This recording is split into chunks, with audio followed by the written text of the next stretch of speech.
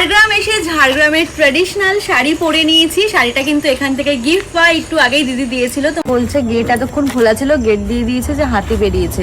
এবার ঝাড়গ্রাম ঘুরতে এলো প্রিয়সীমিতা, সেখানে গিয়েছে এমন এমন অভিজ্ঞতার শিকার হয়েছে, সবটাই আজকে তোমাদের সাথে শেয়ার করব। আজ থেকে দুদিন আগে প্রিয়সীমিতা, রিপনদা, শিল্পাদি এবং সৈকতদা চারজন মিলে চলেই আসে ঝাড়গ্রাম ঘুরতে। আসলে শহরের একঘেয়েমি কাটানোর জন্য দুদিনের ট্যুরে চলে আসে তারা চারজন শালবনে ঘেরা ঝাড়গ্রাম। তো চলো আজকে তোমাদেরকে জানিয়ে দিই প্রিয়সীমিতাদের ঝাড়গ্রাম এসে কি কি হয়েছে, আর আদৌ কি এই জায়গাটা তাদের পছন্দ হয়েছে, সবটাই আজকে তোমাদের সাথে তুলে ধরবো। যারা বন জঙ্গল পছন্দ করো তাদের জন্য আমি বলবো এই জায়গাটি পুরো বেস্ট জায়গা। তাছাড়া এখানে তোমরা এলে দেখতে পাবে আদিবাসীদের কালচার। এক কথায় যারা শহর থাকো তাদের জন্য এই জায়গাটি পুরো বেস্ট জায়গা, কারণ এখানে পুরো নিরিবিলি শান্ত পরিবেশ। আর এখানে এলে অবশ্যই তোমরা ট্রাই করবে মাংস পিঠা, তাহলে তোমাদের বন্ধু বান্ধবদের সাথে দিনগুলো আরো বেশি আকর্ষণীয় হয়ে যাবে। তবে আমি সাজেস্ট করবো এই জায়গাটিতে তোমরা শীতকালে এলে আরো বেশি মজা পাবে। প্রিয়সীমিতাদির এক ভিডিওতে দেখাচ্ছে প্রিয়সীমিতাদি রাত্রিবেলা ভিডিও বানাতে বানাতে বলছে এই জায়গাটিতে নাকি হাতি বার হয়। হ্যাঁ সত্যি কোথায় সেখানে হাতি বার হয়, তবে আমি যতটুকু জানি শীতকালের দিকে একটু বেশি পরিমাণে বার হয়। তবে চিন্তার কোনো কারণ নেই, কারণ সেখানে সেই রকম ব্যবস্থা করা রয়েছে যে কারণে তোমাদের হোমস্টেতে কখনো এই হাতিগুলো প্রবেশ করতে পারবে না। তাই যারা যারা ভাবছো ঝাড়গ্রাম ঘুরতে আসবে তাদেরকে অবশ্যই আমি সাজেস্ট করবো শীতকালের দিকে আসো, খুবই মজা হবে। যাই হোক, আদিবাসীদের ট্র্যাডিশনাল লুকে কেমন লাগছে প্রিয়সীমিতাদিকে এবং শিল্পাদিকে অবশ্যই কমেন্টে জানাবে। তো চলো দেখা হচ্ছে পরের ভিডিওতে খুব তাড়াতাড়ি, ততক্ষণের জন্য বাই বাই।